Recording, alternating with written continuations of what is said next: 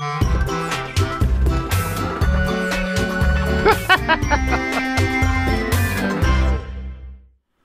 and welcome to Sunday with Mike. On today's show, we're going to cover how to handle those guests who stare at your laptop screen, when you should forget that you're a DJ, some noise ordinances, and who's the boss at your events, along with the February topic winner. So grab some coffee and join me. I'll be right back.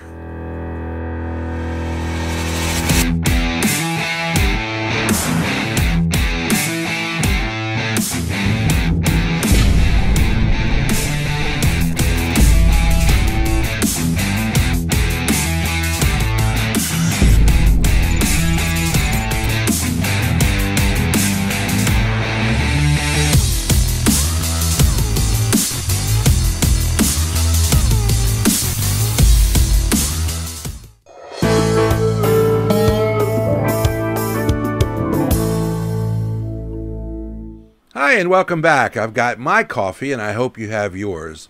You know, there are many things that rub me the wrong way at events, but one of the one that irks me more than all of the rest of them, my number one thing on the list, is when people walk up to me and they act like they're going to ask you a question, but then they see your laptop screen, and like a magnet, their face is just drawn straight to it. I'm trying to have a conversation with the back of their head, so I keep asking myself, why is this happening over and over again? There are many different reasons that I've come up with, but mostly I think it's because they don't know that they're being rude. They walk up with full intentions of just talking to you, and then, like a candy store, they see this laptop screen with all these bells and whistles and lights, and it draws their attention, and they're just like, wow, what's all of this? So I think it's just too much for them to ignore. So we end up getting the back of their head while they scope out the program and what songs you have queued up and ready to go. I've even had a guest point to a song on my list from time to time and go, "Ooh, that's a good one. You should play that one next."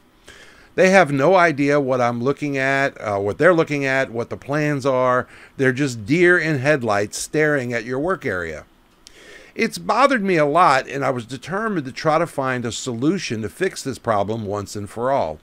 It took me a while, and I tried different things, but I did finally come up with a great fix, and it isn't rude, and the guests get in and out of my space in the least amount of time. So what was my fix? The solution was to minimize the program running at my desktop as they were walking up to my area. So that way there isn't anything for them to see and get distracted with. So now they spend time looking and talking directly to me and less time looking at my laptop. I happen to use virtual DJ software, and one of the cool features buried inside of the program is that you can program hotkeys. So I made my escape key on my keyboard equal to minimizing the program. I programmed that key to minimize. So every time I hit the escape key, my screen's minimized and all that's left is my desktop. This works great, and so as soon as I see someone starting to approach me, I'll just stop to get to a stopping point and then hit the escape key. And then that way when they come up, there's nothing for them to look at. And then once they walk away, I can just click on the minimize button at the bottom. It opens it back up and all is well. So it's a simple, effective solution, and I don't have to be rude by telling a guest to get their face out of my laptop. I'll be right back. DJ Event Planner will change the way you manage and run your business. Streamline all of your procedures and software into one easy-to-manage system. DJ Event Planner, the ultimate online planning tool.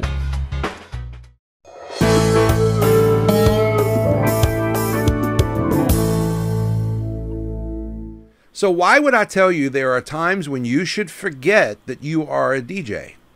Well, recently I was performing at a local wedding reception, and as the guests were arriving, I had one gentleman come over to me and introduce himself.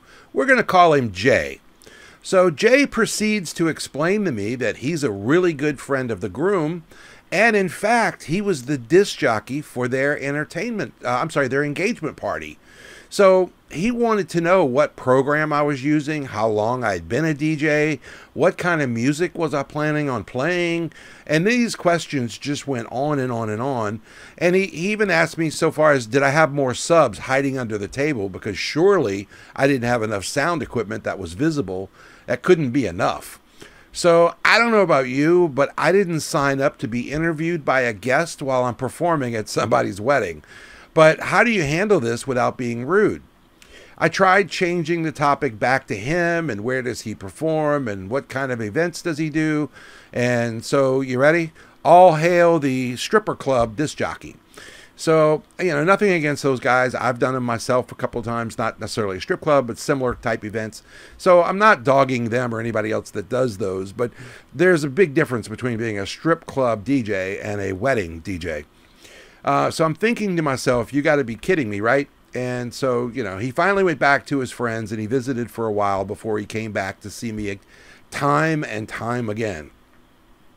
Every time Jay would come back to see me, he wanted to tell me what I should be playing next to get the dance floor busy, when in fact it was already packed.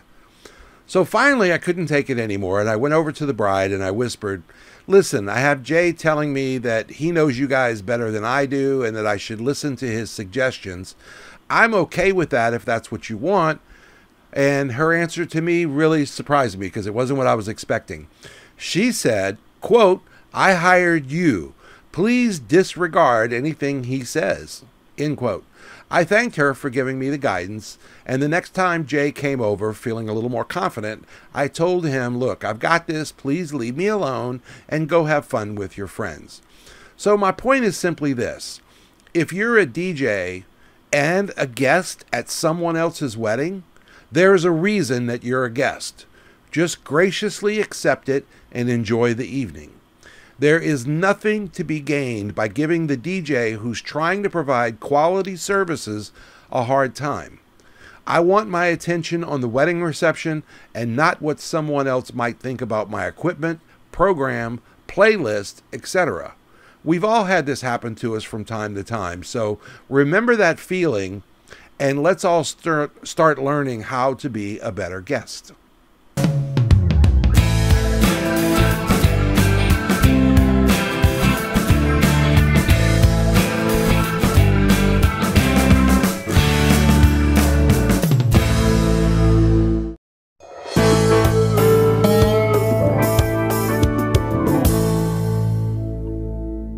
Noise ordinances and our jobs as entertainers have been on a collision course for quite some time now, and it seems to be getting worse. If you aren't familiar with noise ordinances, it's a local law that has been passed by the governing body of that geographical area, who has determined what the maximum noise levels can be at any given time of the day or night. Your music is considered noise for the purposes of this topic. But it could just as easily be a motorcycle exhaust system, a thumping trunk from a car, a chainsaw, anything. It doesn't matter what it is, just anything that makes audible noise is covered by these things. Since noise ordinances are real laws, they can be enforced by the police department, and most often are. I'll add another factor into the mix. Most venues are private property, and you are only there as a guest of that owner. You can never forget this because it helps you to remember and keep things in perspective. You are not in charge of how loud things can be once you go beyond a certain loudness. Even if you don't cross into the magic "oh no" area, you can still be told to lower the levels by the venue. Even if you are already below the legal sound limit, it doesn't matter because you're on private property. They have the upper hand in other ways too.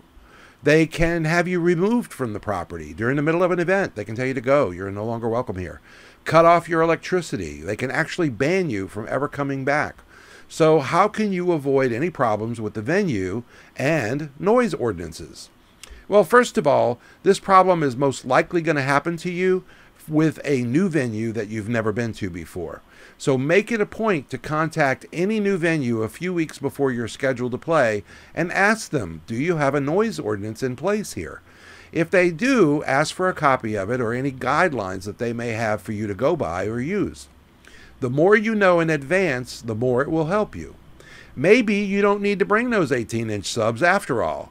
It sure would be nice to know that before you load them in and set them up and they point and go, you can't have those here. So if a sound ordinance is in place, Perhaps you could contact the local police department and ask them to either send you a copy by email or point you to a website where there might be an online copy that you can read or print out. I'll share one of the most demanding venue agreements that I have ever seen in my life. Take a look at the Settlers Creek agreement that I uploaded in the Sunday with Mike Facebook group today. Let me know if you would agree to their demands. Personally, I wouldn't have made it. I would have had to pass for many reasons, but I quit at the very first page where it says Authority 1A. So maybe you'll do better than I did.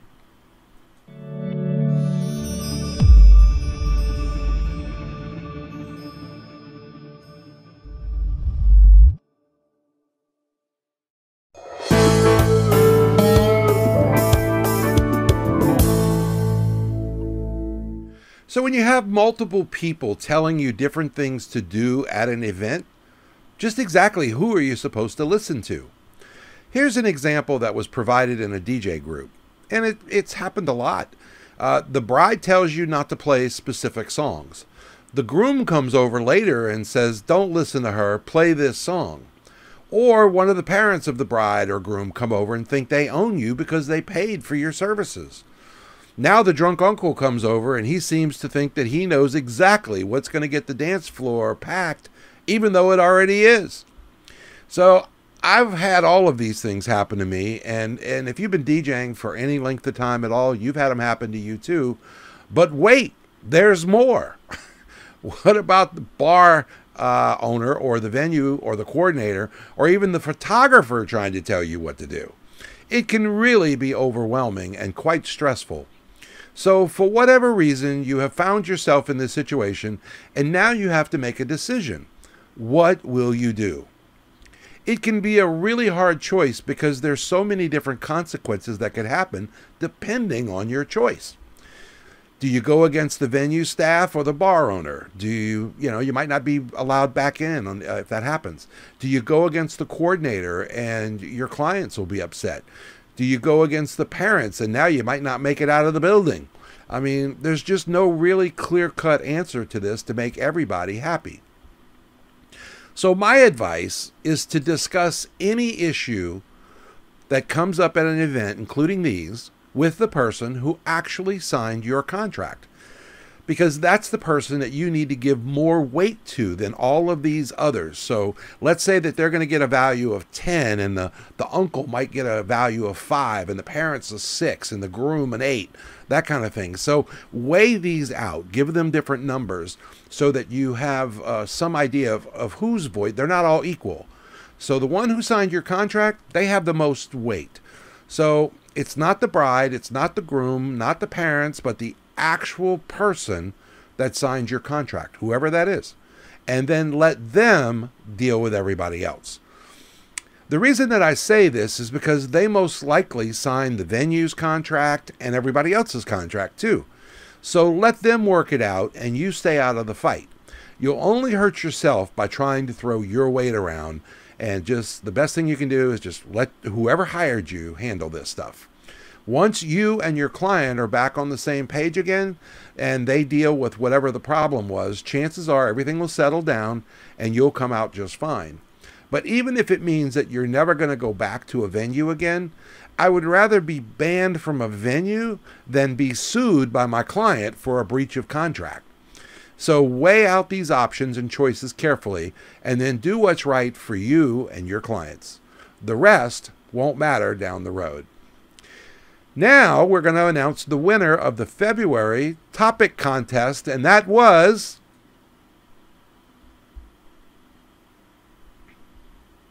congratulations! I'll be getting in touch with you soon to get your mailing address so the Disc Jockey News TV network can send you some goodies as promised. So that's going to be our show for today. Please share the show with your friends, give me your thoughts in the comments section down below, and don't forget to give us a thumbs up. I'm still saving a seat for you in the Sunday with Mike Facebook group. We'll see you next week.